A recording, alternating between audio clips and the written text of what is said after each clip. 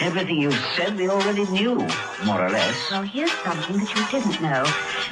2 of those special atomic bombs haven't gone off.